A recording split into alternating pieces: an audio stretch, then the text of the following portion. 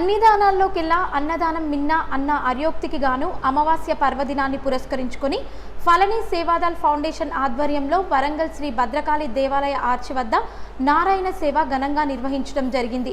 ఫలని సేవాదల్ ఆధ్వర్యంలో గత 6 సంవత్సరాల నుండి ప్రతి అమావాస్య రోజున అన్న ప్రసాద సేవ చేస్తున్నట్లు నిర్వాహకులు బొడ్ల రవీంద్రనాథ్, పబ్బతి సత్యనారాయణ తెలిపారు. ఫలని సేవాదల్ 4 మిత్రులతో ప్రారంభమై ఇప్పుడు 60 మంది సభ్యులతో ప్రతి నెల అన్నదానం నిర్వహిస్తున్నామన్నారు.